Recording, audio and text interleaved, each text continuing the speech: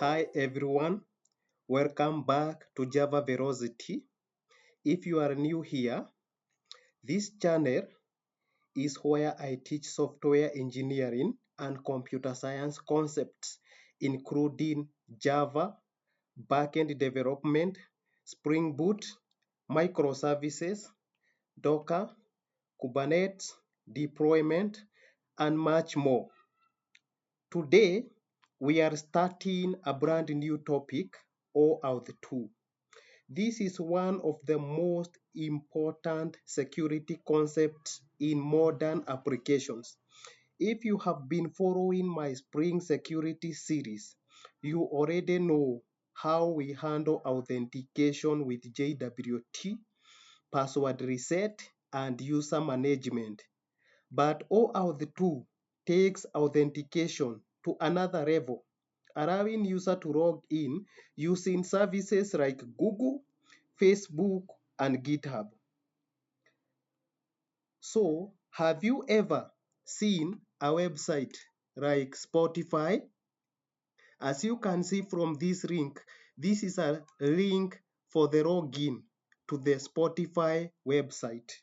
Have you ever clicked continue with Google or continue with Facebook? What do you think happens behind the scenes? How does the website know who you are without asking you for your password? In this video, I will explain how OAuth2 works and why we need it. I will explain all these concepts. What happens when you click continue with Google, continue with Facebook internally, and with a hands-on implementation. We are going to do all this practically. If you haven't watched the previous videos on Spring Security, I highly recommend checking them out. They will help you understand how OAuth2 fits into the bigger picture of authentication and authorization. So stay tuned, watch till the end. And if you find this helpful, give the video a like, comment below, and subscribe to Java Velocity for more contents on software engineering and backend development. Let us get started.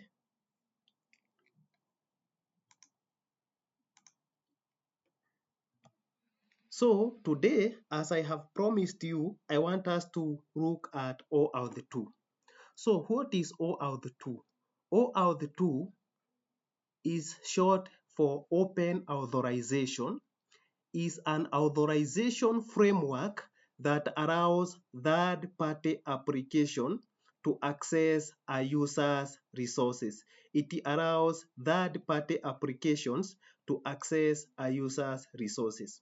Example, example of resources, Gmail, emails, profile, or files without exposing their credentials like password. So OAuth2 enables secure access delegation by issuing access tokens instead of sharing login credentials. Why we need OAuth2? Why do we need it?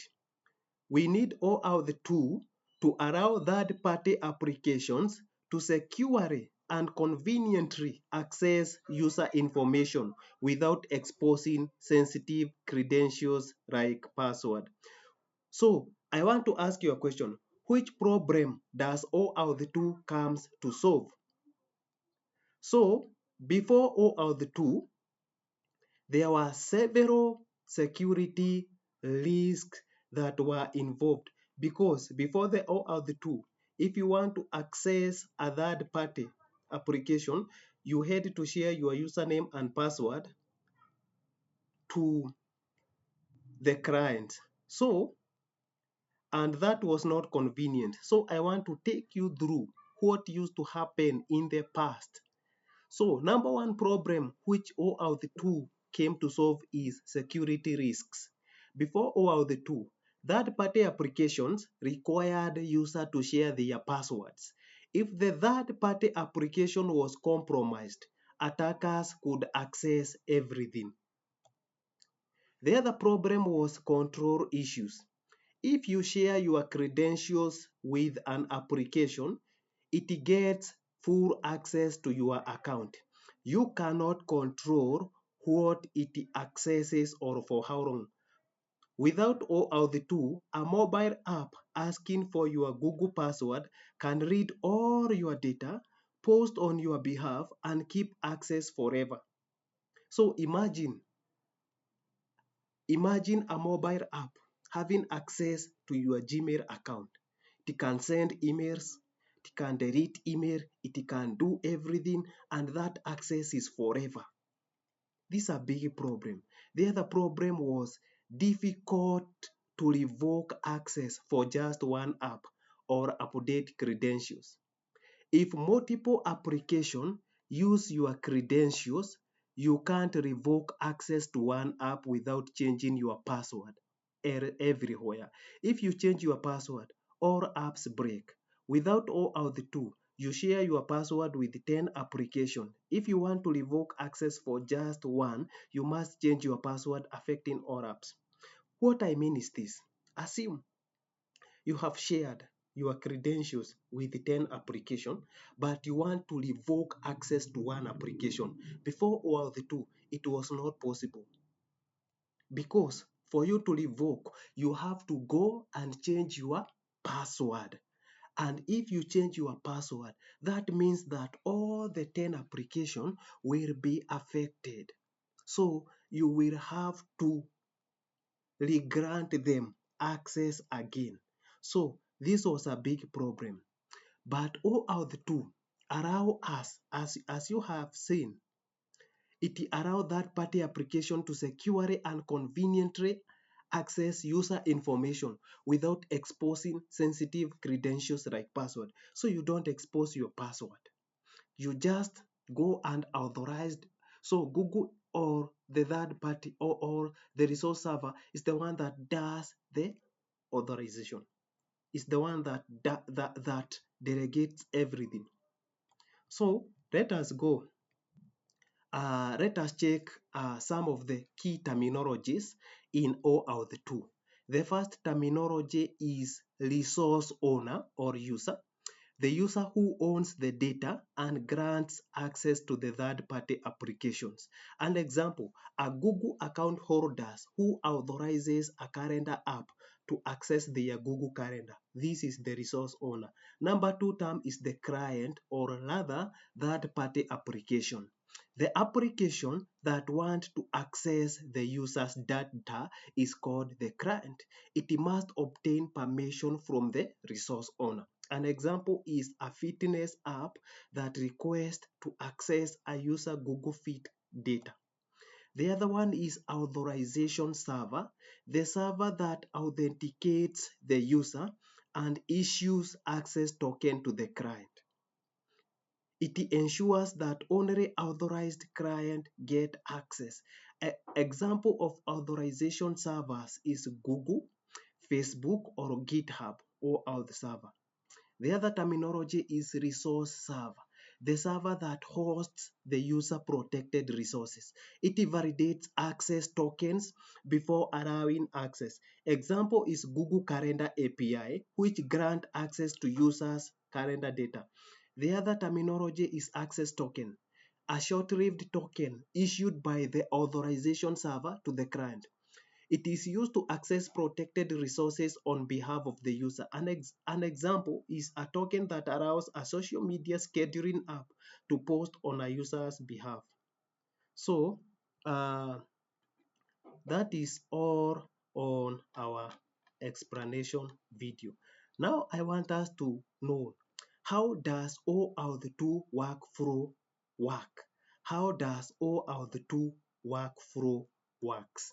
So basically, what happens when a user clicks login with Google, as I have shown you in the Spotify.com. If a user clicks on login with Google, what happens? This is what happens. The client application redirects user to Google authorization server. So, and this request includes the request that is redirected to Google Authorization Server includes the client ID. This identifies the app requesting login, the redirect URL where Google should send the response, scope, these are permissions, and these are very important, e.g. email, profile, what do you want to access, response type, e.g. code, authorization code. So in our case, we are going to get the authorization code and we are going to use this code to get an access token. Then the Google Authorization Server, on receiving that redirect, prompts for authentication. If the user is not logged into Google, they are redirected to Google's login page. The user enters their Google credentials like email and password. If the user has two-factor authentication enabled, Google will prompt for additional verification code, that is OTP. So after successful authentication, Google checks if the user have previously authorized the app. If not, Google displays a consent screen listing requested permission, e.g. access to email, profile, contacts, and this is for the user to accept or deny. If the user grants permission, Google Authorization Server redirect the user back to the client redirect URL with authorization code. So this authorization code is very important. So the client app then sends a backend request with Google's token endpoint. Basically what happened is that the client exchanges authorization code for token. The client exchanges authorization code for token. So that token is the one that will be used to access the resources based on the scope of your access. So the client app sends a backend request to Google token endpoints. And these include the authorization code, client ID, and secret, redirect URL, grant type. Then Google authenticates and validates. Google Authorization Server validates if the authorization code is valid, if the request includes a valid client ID and secret, if the redirect URI matches the one initially provided, and if everything is good, Google issues an access token. It issues an access token. Then the client uses the access token to retrieve data. He uses the access token to retrieve data. So that access can be bearer token. So basically, that is how Google OAuth2 workflow works internally. Without much ado, I would like us to get started. In this case, we are going to begin with login to GitHub. We are going to begin with implementation of OAuth2 with GitHub, then OAuth2 with Google. So basically, what happens is you go and log into your GitHub account. So I want us to follow those steps. I want to log into my GitHub account, github.com.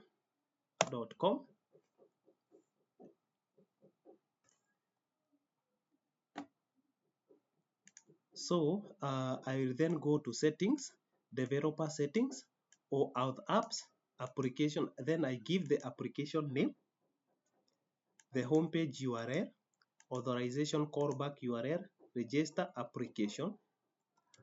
So let us go. In this case, I am already logged in to my Google account. So I will go to the settings, and under settings, as I have told you, we are going to developers settings. At the down here, go to developers settings. Then go to OAuth apps.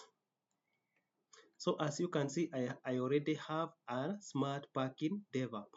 I want to create a new OAuth app, and I am going to call this banking app dev. Then I need to put the homepage URL. So the homepage URL is going to be this URL. Then application description, this is optional, you can put it or. Then the other one is authorization callback URL. Authorization callback URL. This is where the Google will send your callback. Then after that, register application. So I am going to register the application. After registering the application, I am going to get the client ID and client secret.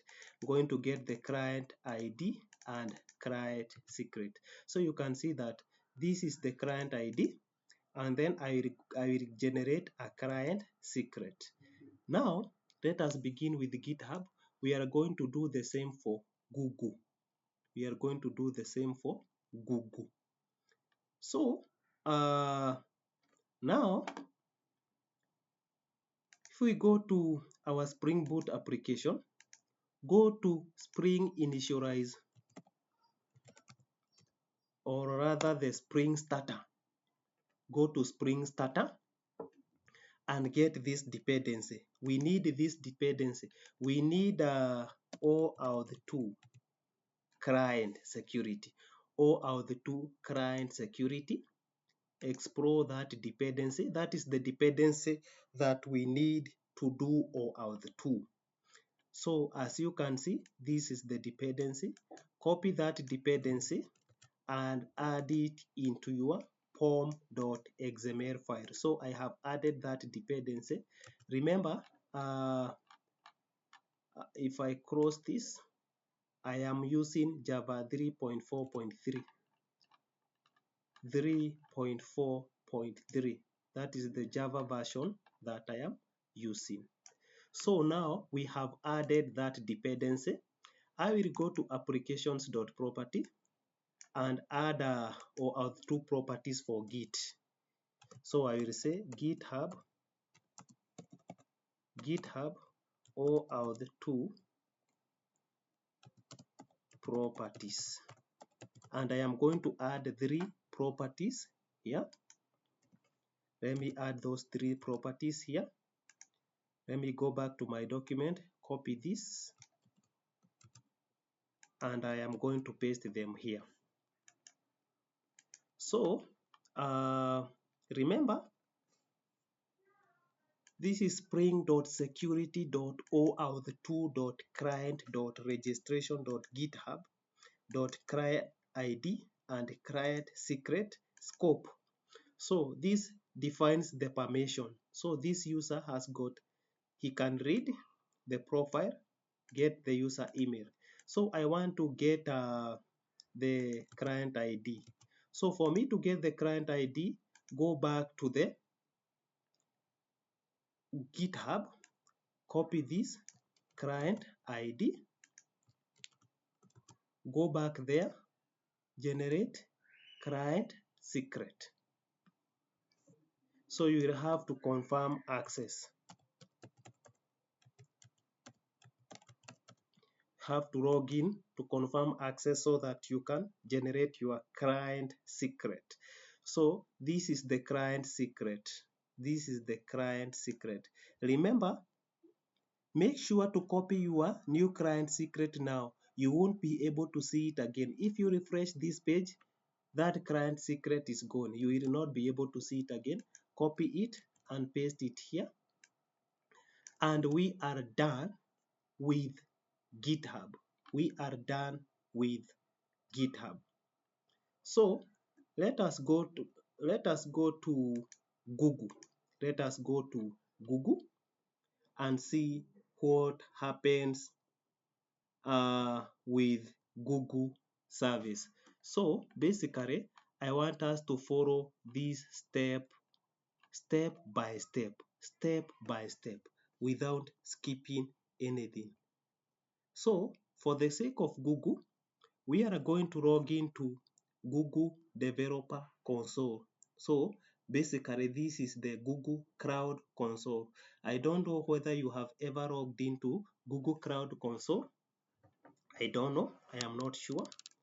But if you have never logged into Google Cloud Console, go to your browser and type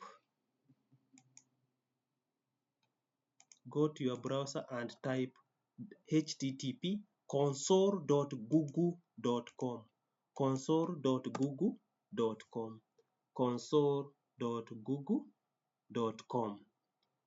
and wait for Google Console to open. Under this, sign in to your Google account, create a new project or select an existing one. In this case, basically, I personally have an existing project which I am going to select. So click new project or select an existing one. Give your project name my OAuth app. Click create and wait for Google to set up. So in this case, I want us to create a new project. Basically, as you can see, I have a project here, and I am not going to create a new project from scratch. I am not going to create a new project from scratch. I am not going. So I am basically going to use what I have. But if you have never used this Google Console, I believe that it will be very different for you.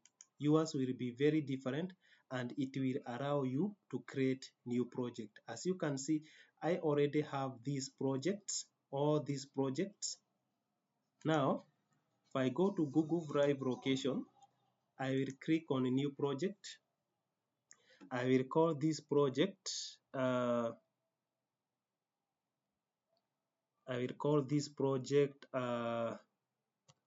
banking app dev. Remember, you have one project remaining in your quota. Request an increase. So forget about that.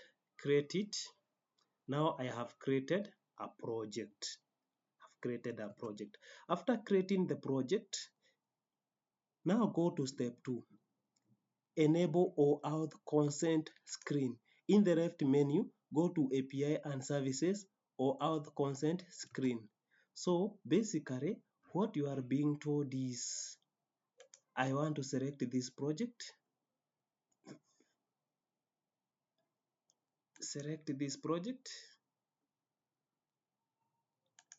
After selecting that project, go to API and services, select OAuth consent screen. Select user type. So OAuth consent screen is here, getting started. So the app name, basically the app name is banking app dev. My support email, I'm going to give Albert this email. Then I am going to select external and then this is for the audience. Then I am going to click on next here. Email addresses, contact information, email addresses, maybe that one. Then next,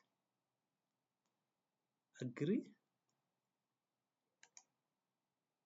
click continue. So I will create.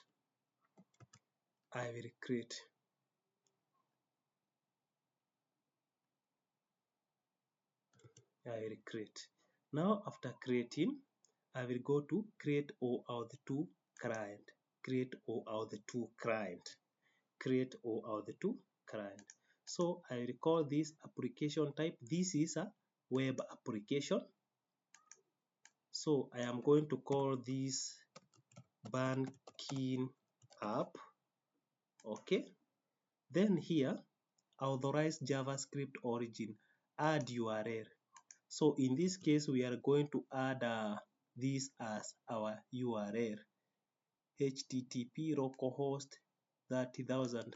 This is the one that we are going to add. This is the one that we are going to add. Authorized redirect URL. Then we add authorized redirect URL. This is the same as what we added for GitHub. Only that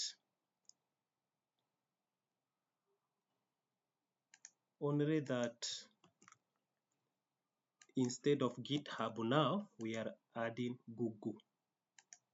HTTPS invalid, cannot contain white space.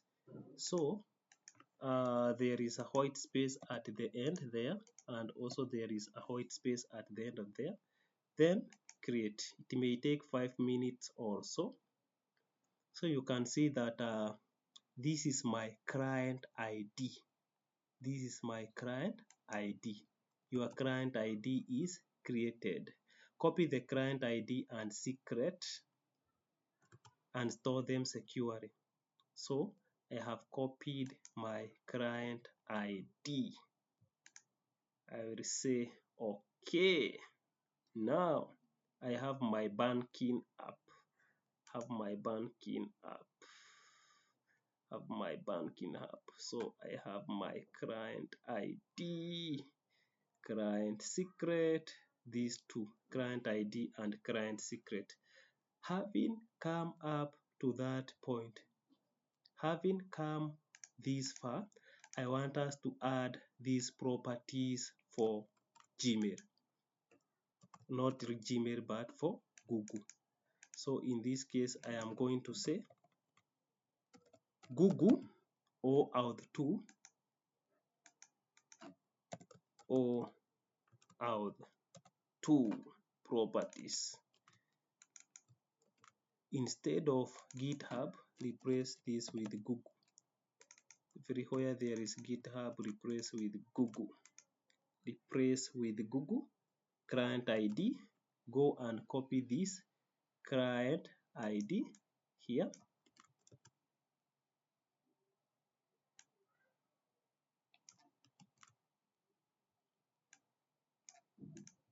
Go back and copy the client secret. Client secret. Client secret. Here, replace this client secret. And we are done with that. Remember, this client ID is very wrong for Google. Client ID and client secret. So we are done with this. These are the settings that are required for you to authenticate with the GitHub and for you to authenticate with Google. So we are done with that. So next, I want us to go and now start the actual authentication. Basically, we need to create a custom authentication handler such that, for example, if you authenticate with Google successfully, what will happen? You need to handle generation of JWT token. You need to handle saving of security, updating of security context. You also need to handle how do you save the user into the database. All those things. This has all the guides that is required. So first of all, we added the OAuth2 dependency. We also added the GitHub for applications.properties. Now, security configuration. We will go to the security configuration and do this later on. We will do this later on. But now I want us to discuss about a very important concept.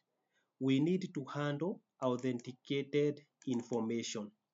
custom success handler will be used for user registration and management. E.g., if authenticated user is not on the database, register the user to the database so that if the session is lost, we have the user information. If the session is lost, we have the user information. The other thing is security context update. Update the security context with the authenticated user so that subsequent sessions will not fail. Subsequent sessions will not fail. And then we are going to generate a JWT token on success authentication. And we are also going to do custom redirect, where we can redirect user to the front end. So those are the 4 things that I want us to handle right now in our code, so that I have told you the importance of this. I have told you that once you authenticate on the Google, remember our application that we are going to build does not know you. So we need to store that information in the database. Also, we need, based on that information, we need to generate an access token for you. We need to update the security context. We also need to redirect the user appropriately. So basically, that is what we are going to do.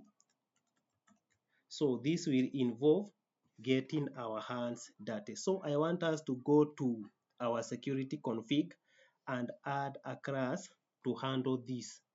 Let us go and add a class to handle this.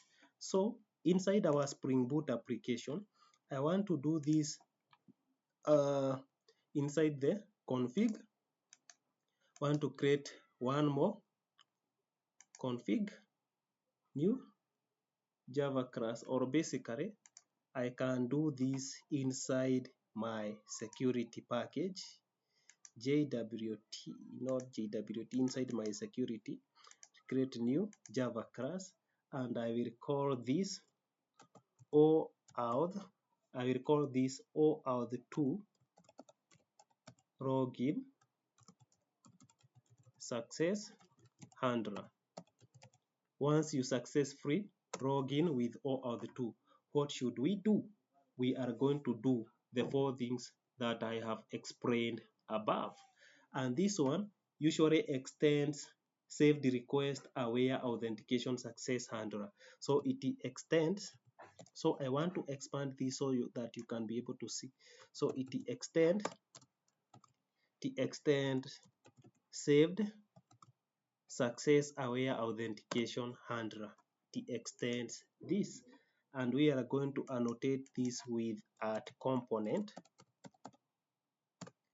and we are going to add at required args constructor, required args constructor, required args constructor. So basically I want to explain what this class does. The OAuth login success handler class is a custom authentication success handler for handling OAuth2 login success event in a Spring Boot application. So this class integrates OAuth2 providers like Google, GitHub, and it manages user persistence, assigns roles, generate auth token, and basically update the security context, and redirect user to the front end. It redirects user to the front end. So let us begin by adding several dependencies. So the first thing I want us to autowire, at autowired private final user service, user service. The other thing that I want us to autowire, remember we are generating the JWT token, therefore private final JWT utils, JWT utils. We created a class called JWT utils. That is why I told you, if you have not yet watched the entire Spring series, I encourage you to do so. This JWT util is basically for getting the JWT from the header, generate token from username, then validate the JWT token. So basically that is what this JWT util class does. And then we are going to also autowired role repository.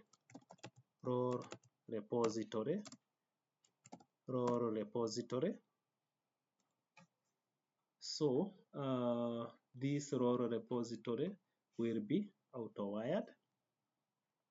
The other thing, I want us to define a value for front-end URL because we are going to do the actual redirect at value. Remember, we defined this in the applications.property. Want to close all this, whatever I am not using, I want to close so that I be left with these two.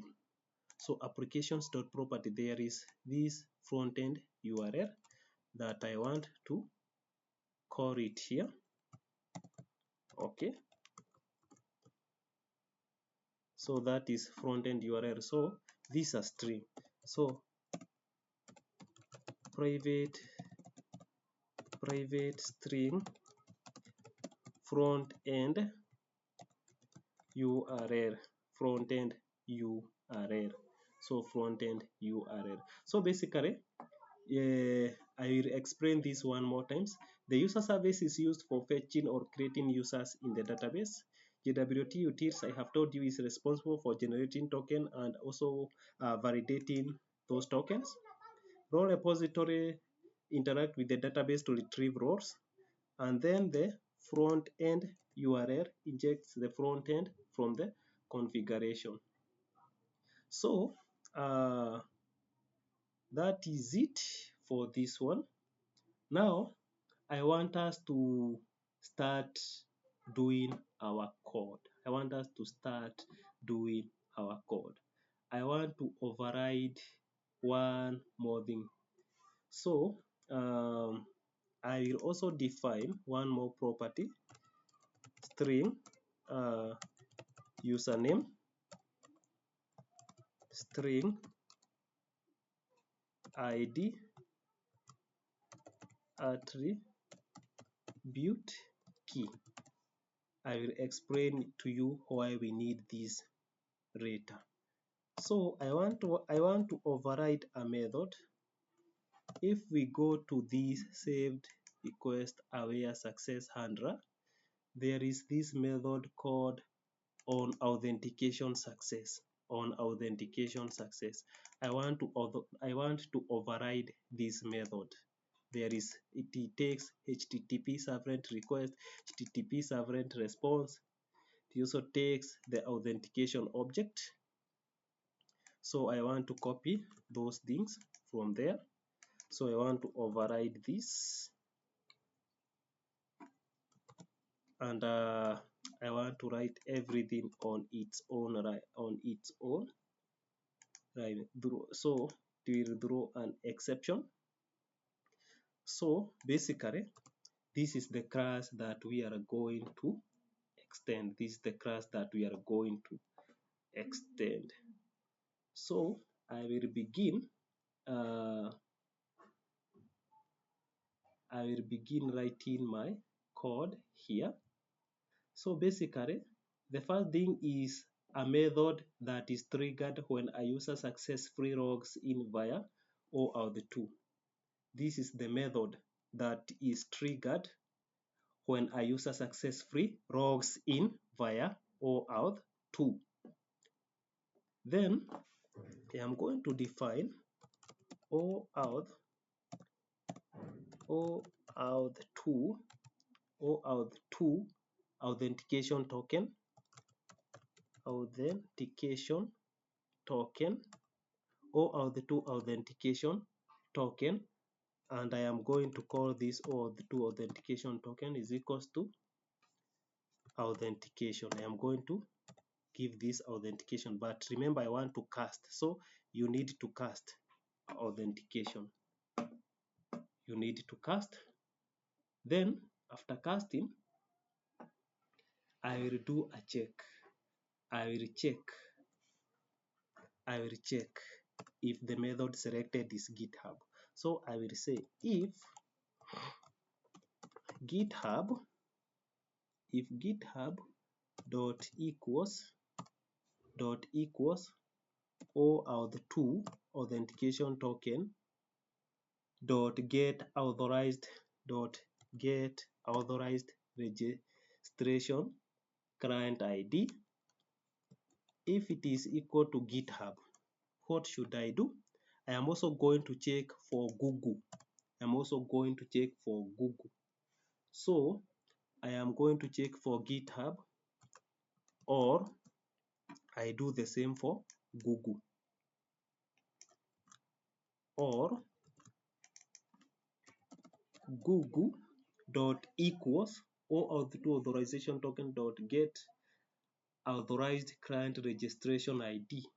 If it is either Google or GitHub, what do? I will call this method default.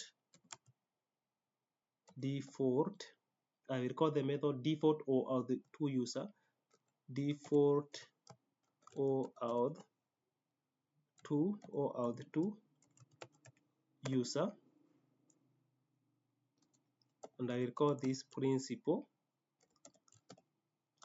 is equals to authentication dot get principal. Basically, what does this? I need to cast this with default OAuth2 user. What does that line of code mean? That line of code, basically what it does is it gets the authenticate. Basically it will get the currently authenticated user. It will get the currently authenticated user.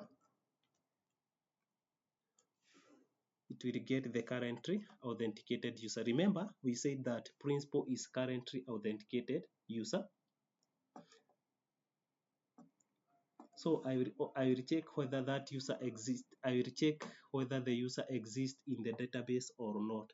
So basically what I will do here, I will create a map, and this map will take a string as a key and also a string as an object, basically as a value, an object as a value. I need to import this from java.util.map, and I am going to call this attributes. So basically attributes are just the fields like username, email, those are the attributes. So I am going to say principal dot get attributes, principal dot get attribute. Then I want to extract the username from those attributes that are in the authentication object when a user authenticate via Google or GitHub. So I will say string email is equals to attributes dot get or default. Basically I want to get name. Default will be empty dot to string. I also want to get the email. So basically this will be the email. So let me also get the name. String name is equals to attributes dot get or default name, comma, if it is empty, return an empty string dot to string. Are we together up to that point? So I want to check, because each authentication method differs with these attributes. For example, if it is GitHub uses the key login. It uses the key login, while Google does not use the key login. So Google uses another key. It uses another key. So basically, let us check if GitHub dot equals, so we want to check dot equals OAuth2 authentication token, OAuth2 authentication token dot get client registration ID. If it is GitHub, what do? We shall say username is equals to, we are going to set the username, so attributes dot get or default, attribute dot get or default login. So for the sake of GitHub, we are going to get the username from the key login, okay, yes, dot to string. That is for GitHub. Then we are also going to update ID attribute key is equals to ID. Let us continue. Let us check the Google. If so, else let us go to if Google dot equals OAuth2 authentication token dot get client dot get authorized client registration ID. So for Google, it does not check for login. It checks for Google. Basically, for Google, it does not check for login. It basically gets the email, and then from the email, basically, what does Google do? If my email is albertjane@gmail.com, if that is my email, so basically what we will do for the case of Google, I am going to get the key email and then split from @ symbol. So in this case, I am going to get all this as the username. So I am going to split by this, get all this by username. So that is the line that I want to write below here. That is the line that I want to write here. So basically, how do we do that? I'm going to say username is equals to email dot split, email.split. So we are splitting on the basis of @ okay, yes. So the other question I will ask you is, for this email albertjanekey@gmail.com, when we split by @ we will have two things. We will have this will be the output. So this will be the output. This will be the two outputs. Okay. Now, the moment I want you to understand this clearly, for GitHub, we just get the username from the attributes with the key login. That is it. But for the Google, we have to get the email, do some processing on that email to generate a username. So in this case, I have said that we have an email which is albertjanekey@gmail.com. We want to split this by an @ symbol. So what we shall get is this output, albertjanekey and @gmail. But what do we want? We want albertjanekey. So basically, for this array, this is at index 0 and this is at index 1. So what we want is the one that is at index 0. So basically, we are going to get and we put 0 there. So basically, this will get the first part of the email. The first part of the email. For the Google ID attribute, for the Google, the ID attribute is defined as sub, So take those two differences, it is defined at sub. So basically, that is it for generating the username. That is it for generating the username. So basically, I want us to go and generate other attributes. So I want us to generate other attributes. But before that, I want us to go to the else part. If the authentication is none of these two. But before that, I want to explain to you that the variable ID attribute key, this variable here, is used as the unique identifier for OAuth2 user attribute, depending on the authentication provider. So this is like a unique ID. It's like a unique ID. For GitHub, I have told you the unique identifier is ID that is retrieved from GitHub response. And for Google, the unique identifier is sub, basically the subject, which is a unique user ID assigned by Google. So this is retrieved from the Google response. This key is later used when creating a default auth users, ensuring that Spring Security correctly identifies and manages the authenticated user. It correctly identifies and manages the authenticated user. Now, let us continue. Let us continue with the else part. Else part. So else, if none of these, let us say the username, let us pass the username as empty and ID, ID attribute key, I want to pass this as an ID.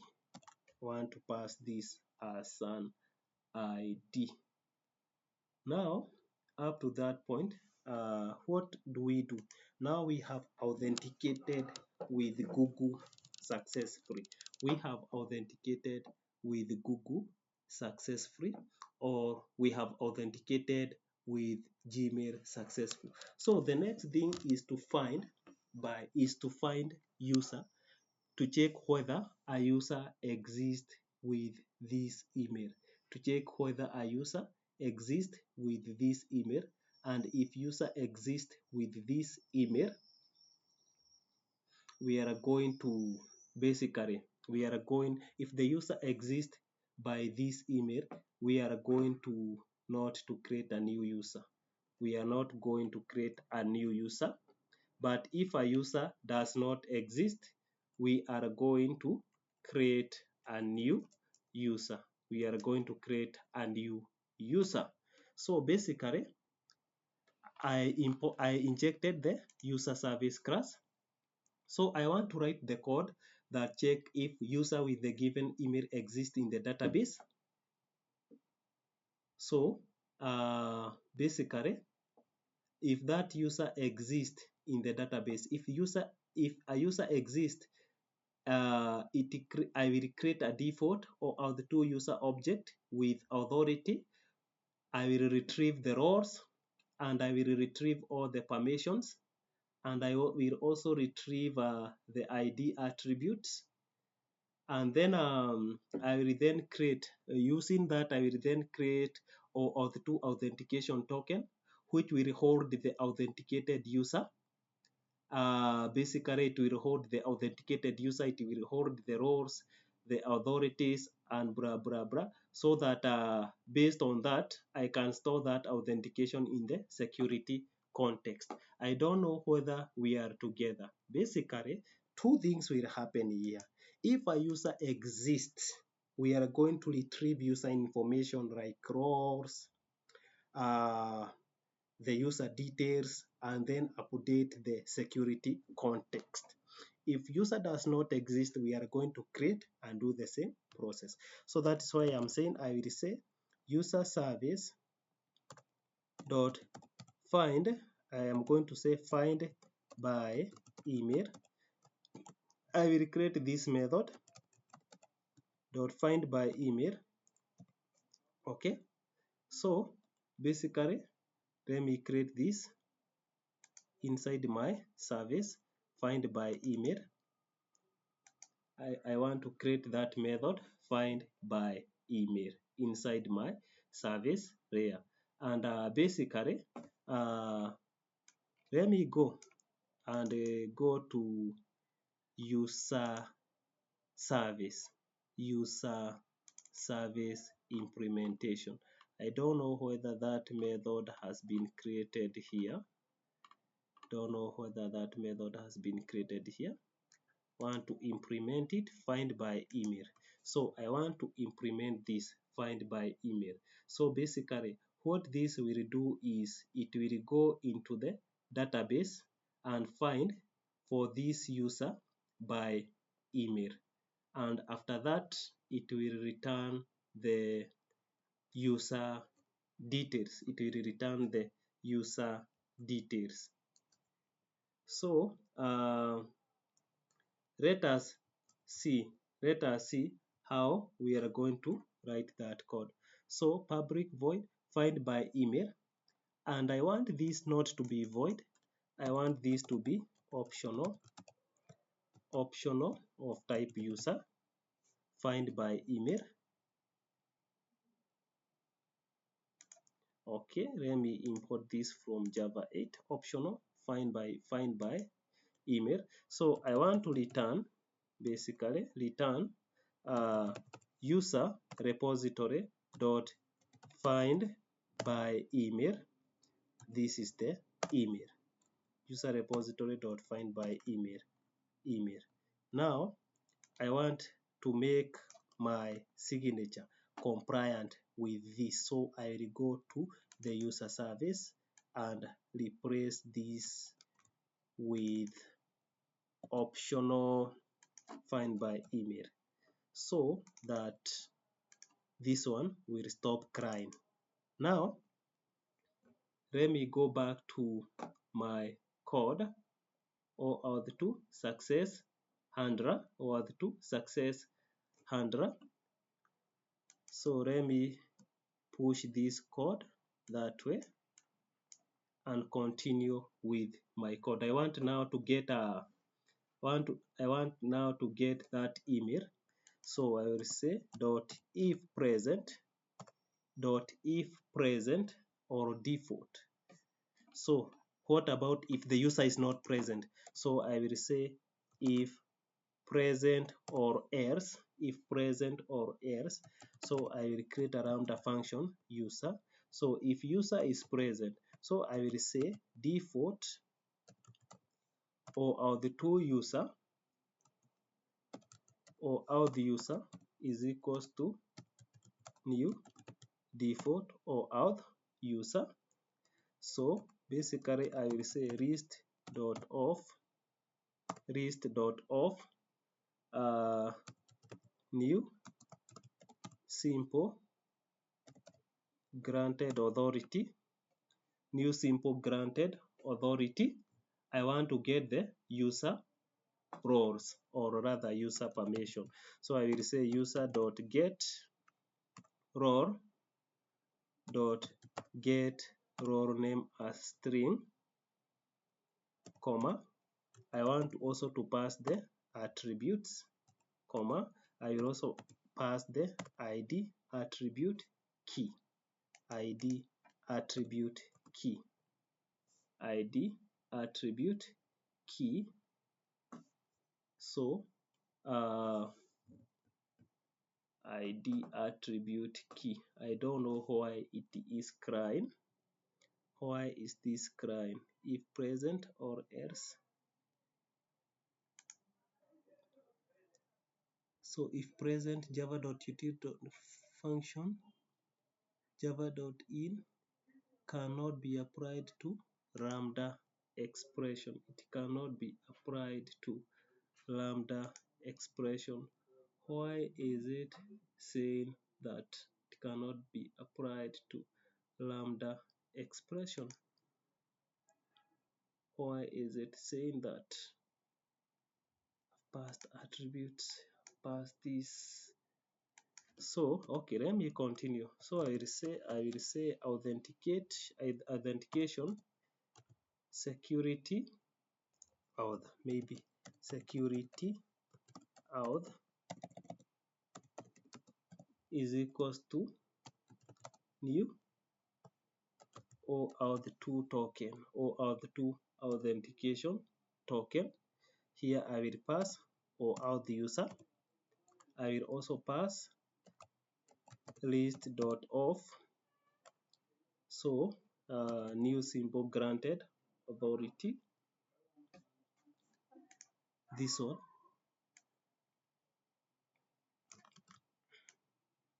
List.auth new symbol granted authority. In this case, user.get role name. It's the same thing. Can just say comma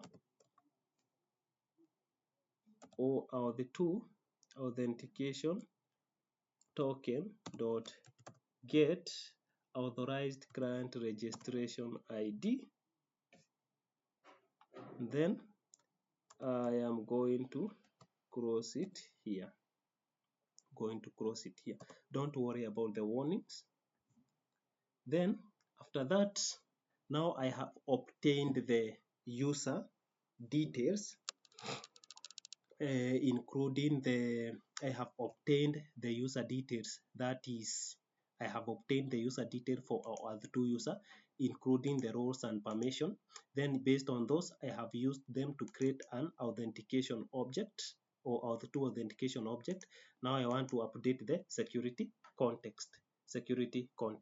So I will say security context holder dot get context dot set authentication, and I will pass this authentication. So now we are updating the security context holder. Okay, yes. Then we continue with our code. At this point, I want us to write an arrow function here.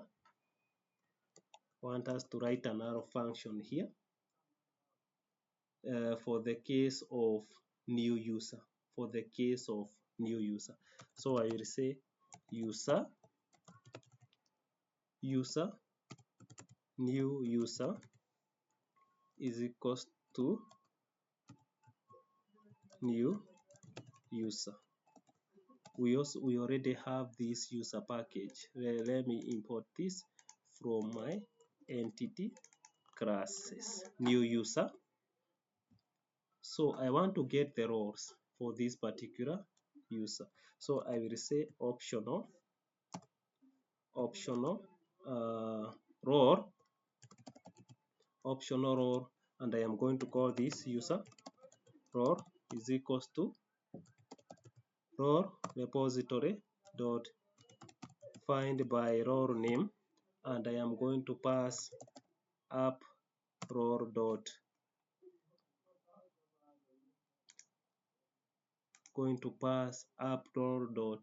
role user. Then I'm going to say if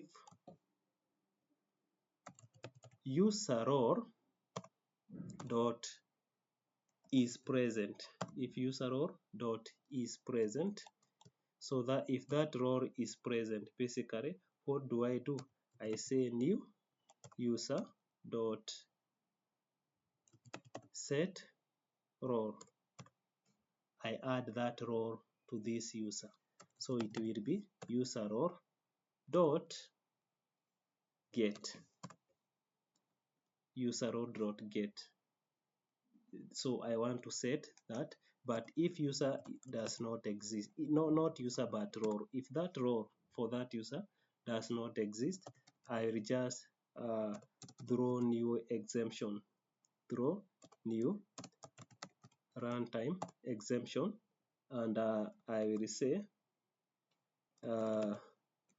default user role not found. So we are checking for default user role. We are checking for default user role. So basically that is for the role. Now I want to say new user dot set email. Set email. I will say email. I also want to set username. New user dot set username. Set username. I add the username. We want to save these records on the database. New user dot set. We want to set sign up method. So we want to set sign up method. How is the user signing up? Is it by email or by Google or by GitHub? So for me to get the sign up method, I will say OAuth2 authentication token dot get registered client, get authorized client registration ID. Then I will say user service dot create user service dot create user new user. I am going to create this method inside my user service. Going to create this method inside my user service. So basically this method will just be a simple method that adds the user into the database if the user does not exist in the database. If the user does not exist in the database. So basically that is what this method create user will do. So let me go and I want to make this, actually I will make this of type user, create user. So I will pass user. I will go to user service implementation, and basically what I will do, implement methods. So this is the method that I want to implement. So basically what I will basically do is I will check if new user dot get password, if new user dot get password is not equal to null. If password is not equal to null, what does that mean? That means that the moment you go to authenticate with GitHub or Google, if it is your very first time, you must enter username, you must enter your password. Okay, so I want to check if that password is not null. I want to encode this password before saving it into the database. But if it is not your very first time to authorized, you will not be required to enter the password. So I will say new user dot set password. So I will say encoder password encoder dot encode new user dot get password, new user dot get password, new user dot get password. So I want to return user repository dot save new user. So basically that was the code for us to save user into the database. That was the code for us to save user into the database. Let us continue with our code. After creating user, we also need to create the authentication object and update the security context. Basically what we did here at the top, what we did here is what we are going to do. So default auth user, our new default OAuth user. So list of new simple granted authority. So instead of user here, I am going to say new user dot get role name.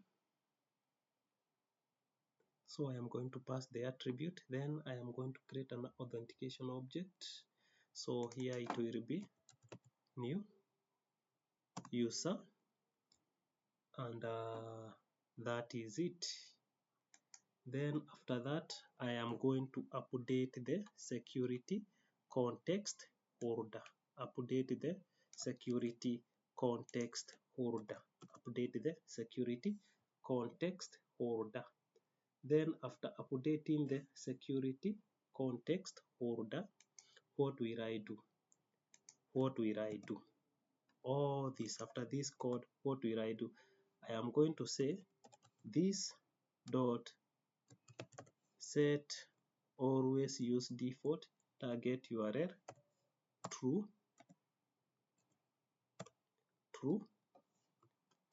and then after that I am going to generate the JWT token. I am going to generate the JWT token. So the logic for the JWT token is going to come at this stage. So I will say string email is equals to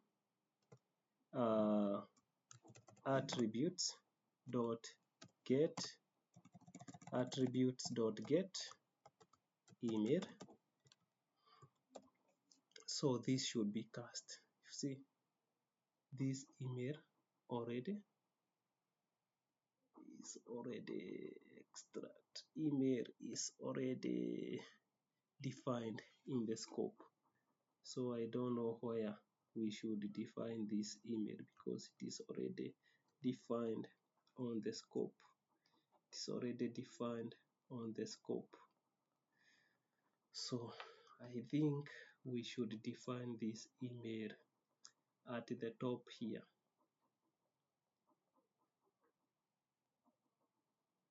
We should define this email at the top here.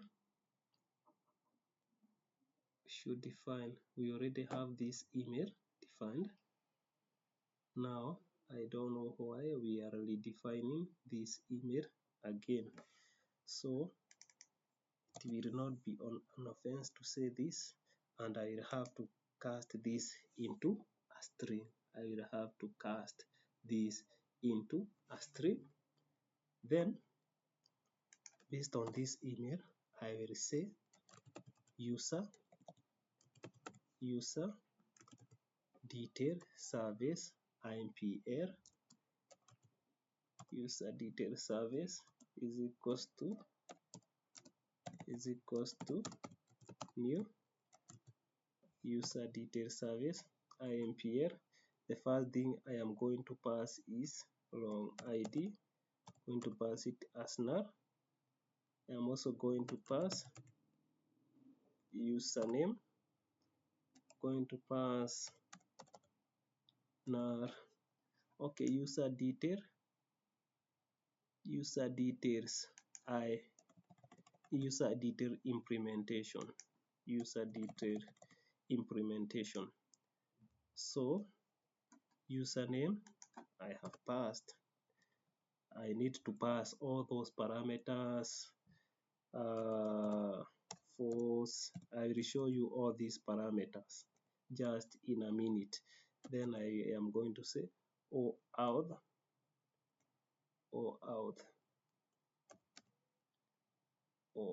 user. Where have I defined OAuth user? Have I not defined OAuth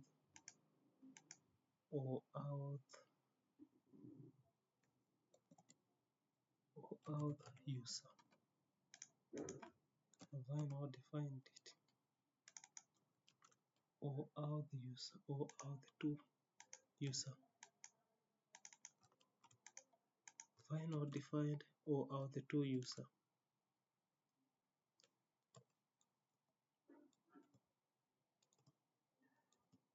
OAuth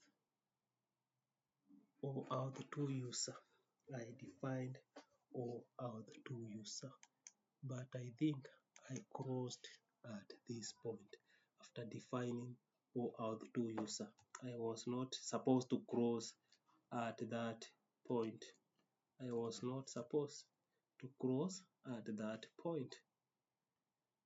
So these I think I was supposed to define this OAuth2 user globally, because I think defining this OAuth2 user at this point, you see, defining this user at this point is really problematic to me.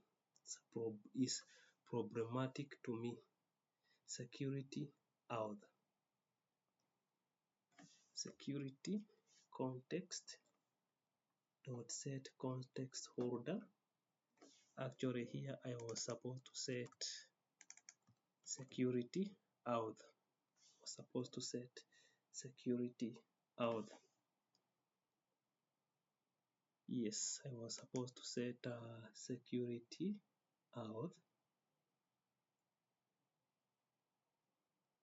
Okay, security context folder. Then here, new user. So now new user optional, user role, the default role not found. Then user dot set this, user dot set this. Then I was supposed default OAuth2 user, OAuth user is equals to default OAuth2 user. I have this OAuth2 users. Then I have authentication security auth.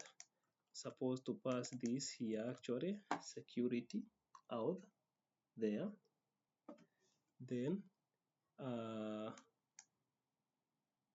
after this I was supposed to cross this and this, supposed to cross this and this. Then here define string email equals to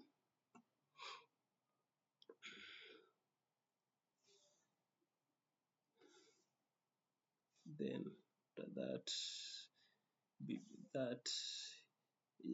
at this GWT token, yes, I was supposed to cross that code. Then here is where I was supposed to say default OAuth2 user, default OAuth2 user.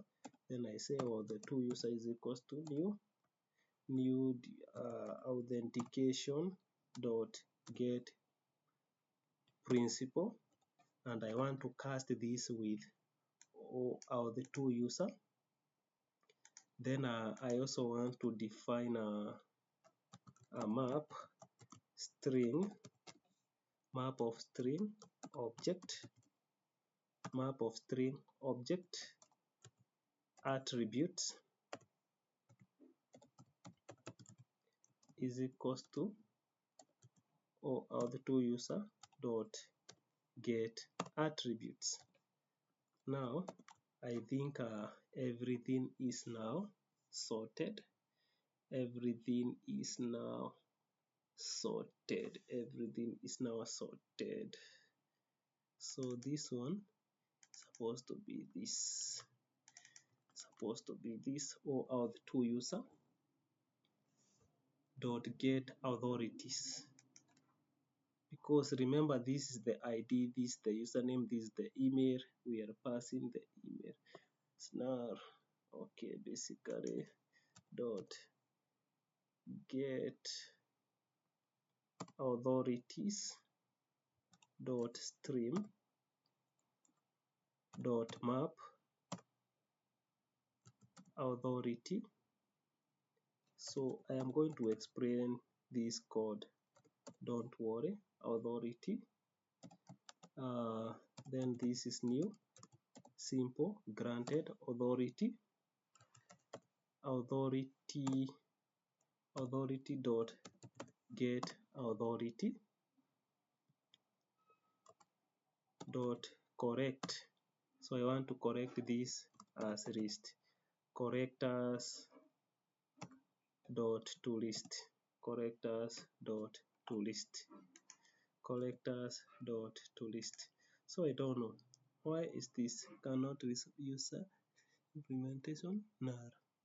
So this one, I think it should be user details impl. User details impl. User details. Want this to be user details. Goes to new user details impl. So this one here, where am I getting these user details impl? Want to search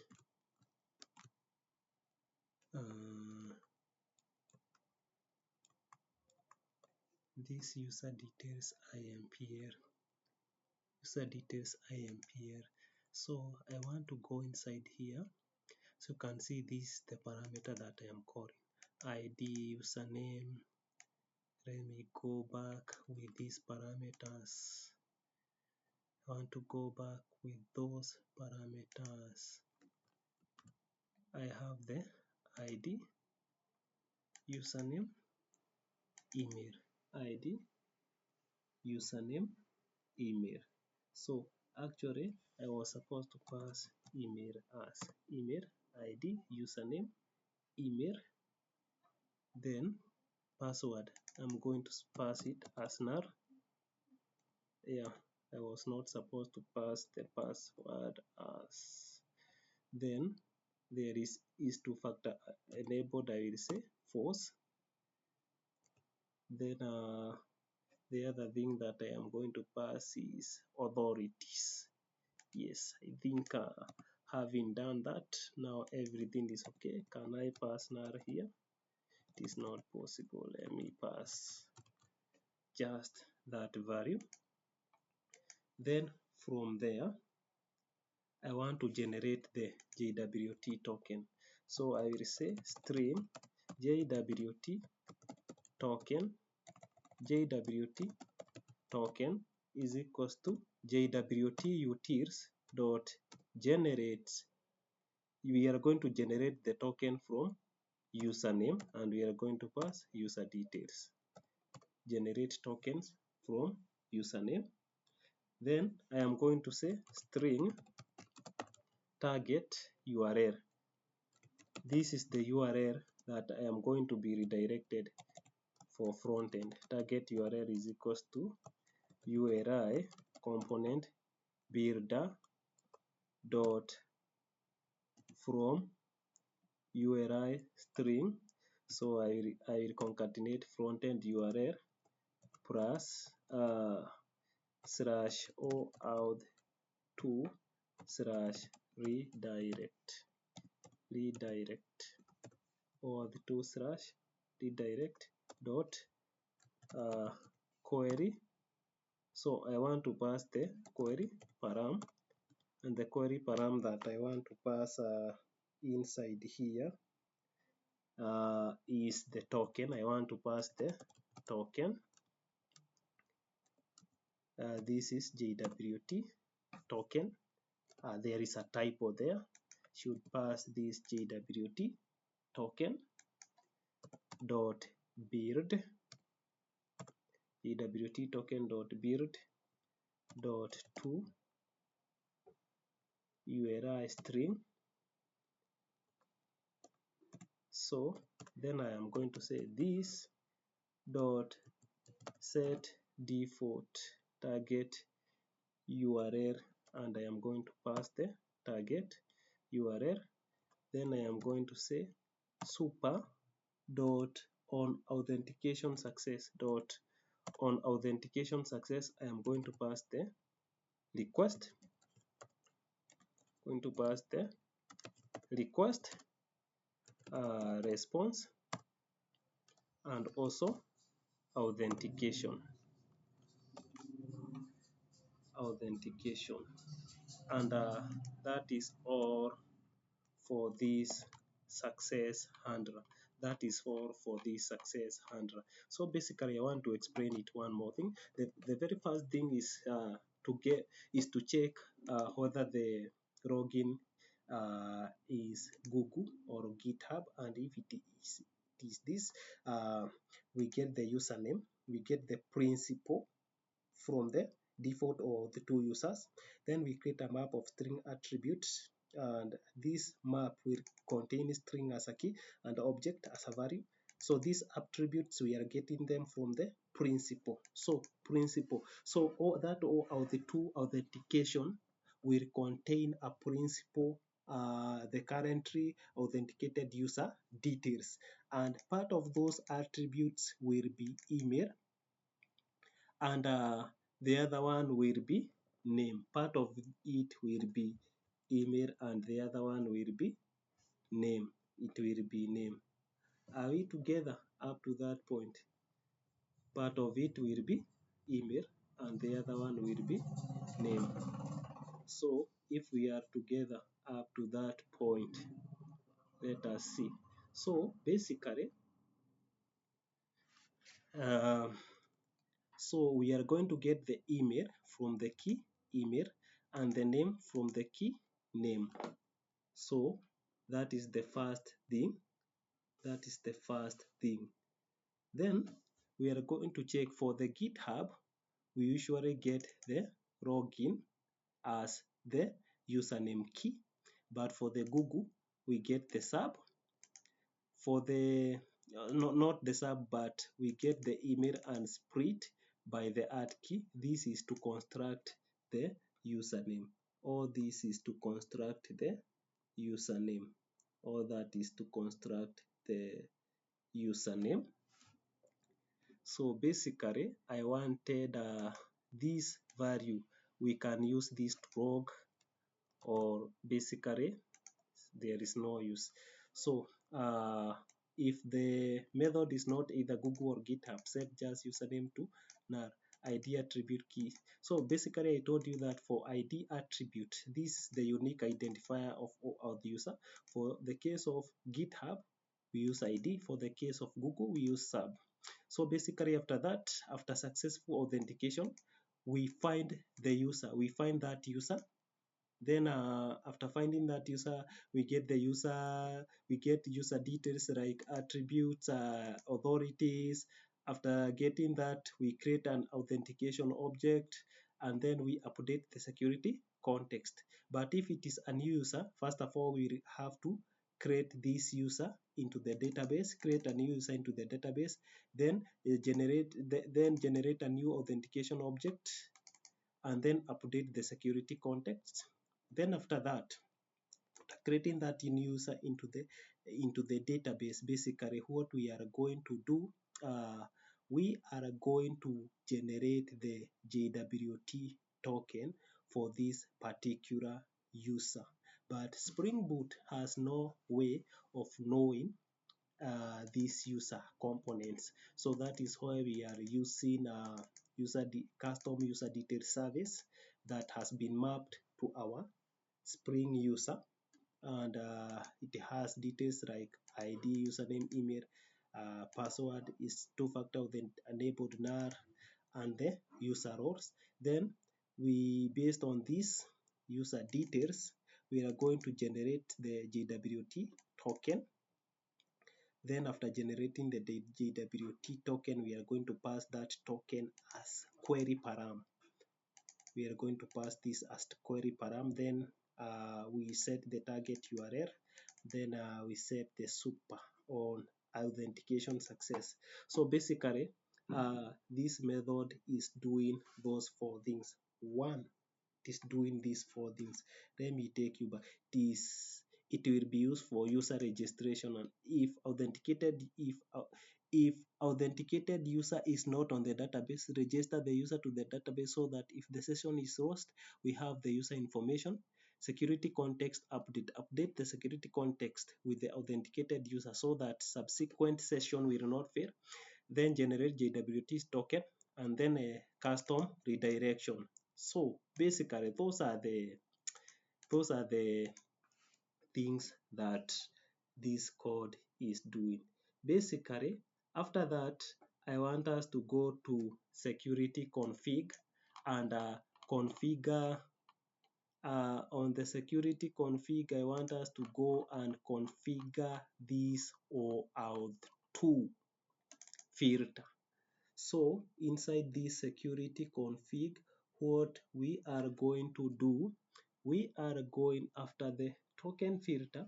I want to create a bin basically. So what I am going to do, I want to say at auto wired so basically I also want to define this as lazy so that it will only be loaded when necessary. OAuth2 success handler, OAuth2 success login handler. And then where do I define this? Where do I define this? I will define this inside the request matches. Inside the request matches. So I am going to come here to this request matches. So I am going to say request matches. I want to exclude this one. I want to exclude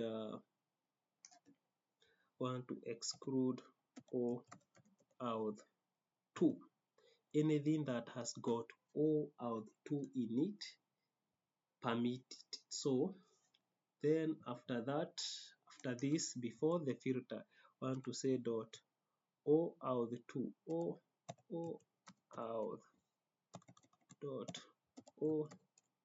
OAuth2 login.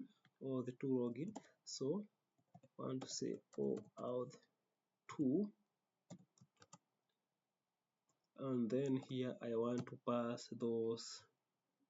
I want to say OAuth2 success handler, and then I want to pass OAuth2 success handler, OAuth2 success handler.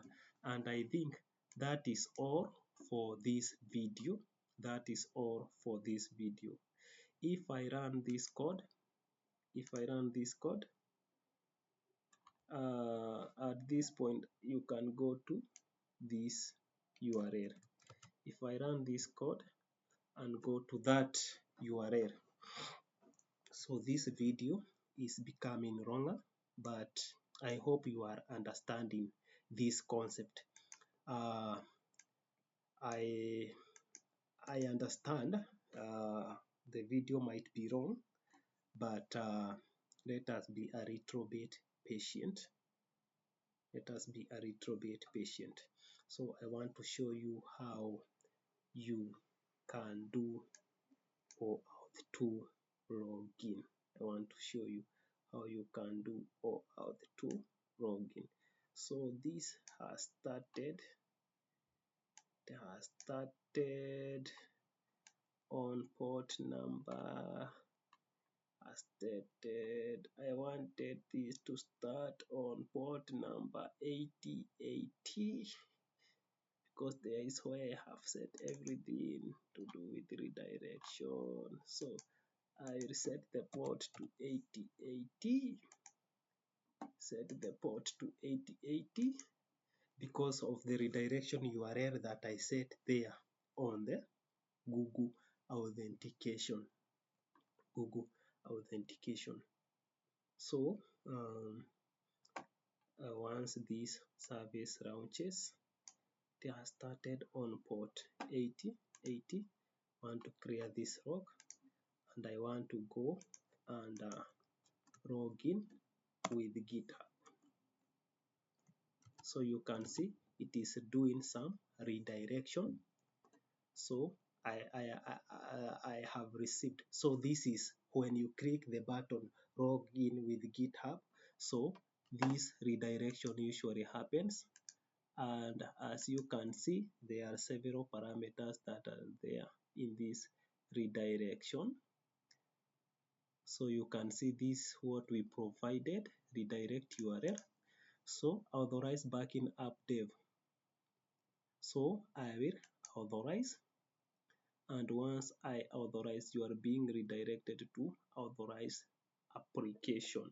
So this site cannot be reached. Yes, actually I have redirected successfully because remember, we have not yet handled the front end. So in the later video, we are going to handle this in the front end.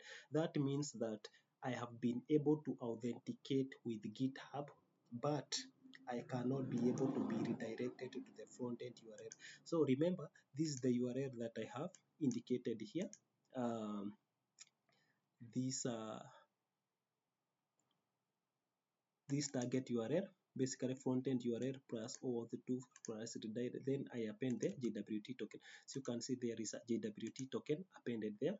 So if I go to my GitHub workbench, if I go to my GitHub if I go to my SQL workbench, if I go to my SQL workbench,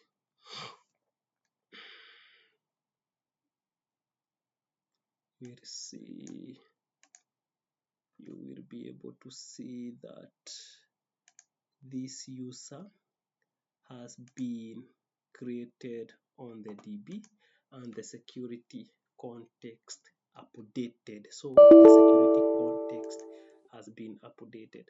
So I want to select, so I want to use banking DB, banking underscore DB, and I want to select all from users.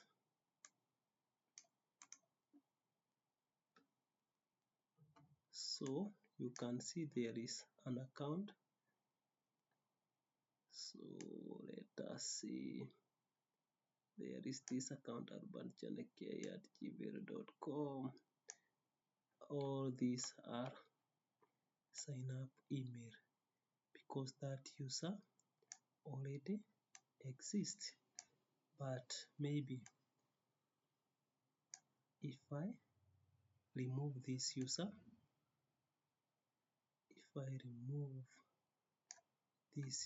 here, I want to remove this user here, user number 4, delete, apply, finish.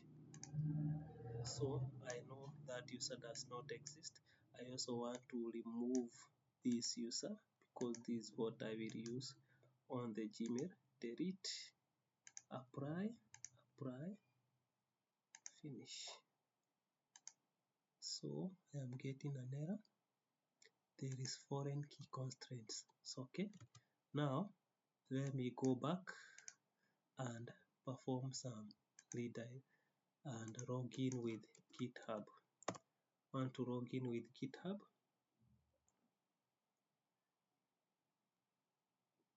So the reason why I am getting all this is because I am already logged in into GitHub account, into my GitHub account. I want to log out from my GitHub account, and I hope that user has not been created. That user for the GitHub, I hope that user has not been created. That one or the other user. Okay, so I want to sign out. So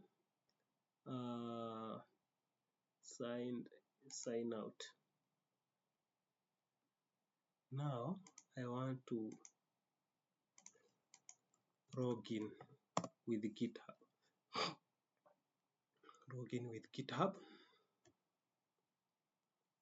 So I will be required to provide my email, sign in to continue to banking app, email address and password.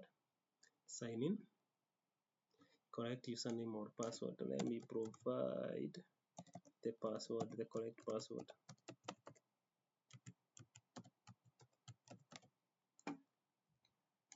Sign in GitHub. You are being redirected to authorize.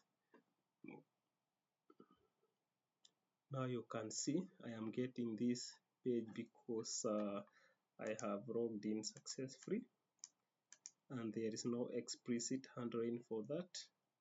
So you can see,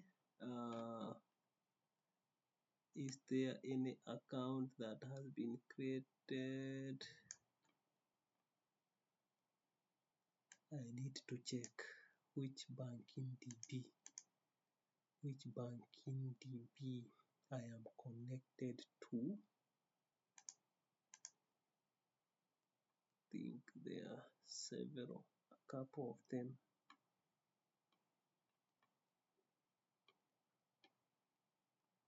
Banking DB, this is the current database that I am connected to. Go to the application.property. You can see that I am connected to this banking DB, but which error I am getting? I'm getting an error. And which error I'm getting? I'm getting an error that validation failed. During persist the following group jakarta.validation. So I think there are some Jakarta. The reason why it is not persisting because there are some validation for this user. So you remember I am passing the user ID, I am passing the username, I am passing the email, passing the password, but all this I am also there is a parameter that I am not passing, the user ID. The user ID can be null. It can be null. So because of this at not blank and this password, so this the one that is causing our validation to fail. This password is causing our validation to fail. As you can see, must not be username, password must not be blank, blah blah blah. Those things must not be blank. But as you can see from our code, we were able to authenticate successfully with GitHub. We were able to authenticate successfully with GitHub. Now let us try to authenticate with Google. Let us try to authenticate with Google. So instead of GitHub, here you will have to add Google. Add Google there. So you access authorization error. Requested invalid. Requested scope were invalid. Lead user, user email. So for Google, I set the two scopes. I set the two scope. I set the read user, and I also set the user email, and it is telling me that these two are invalid.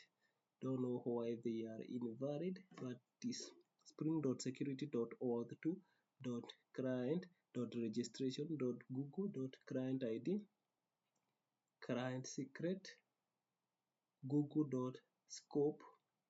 Okay, so here for Google, I am supposed to pass the scope as profile and email. So I forgot. So I am supposed to just be able to access the email and my Google profile. Just that. Make sure that you rectify that, and all will be well. So let us see how we authenticate with the help of Google. How we authenticate with the help of Google. Let me go back. Type this. Add Google. Let me check if it has launched. Yes, it has launched. Let me paste this again. Google authentication.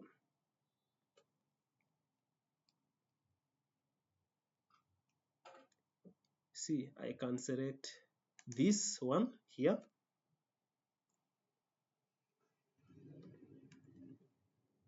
So continue. So I will hit continue. So that means I have been authenticated successfully. So that is all about how you authenticate. This page has not been handled successfully, but that is how you authenticate with Google and YouTube, with Google and GitHub. So that is all for this video. See you in the next video. Bye.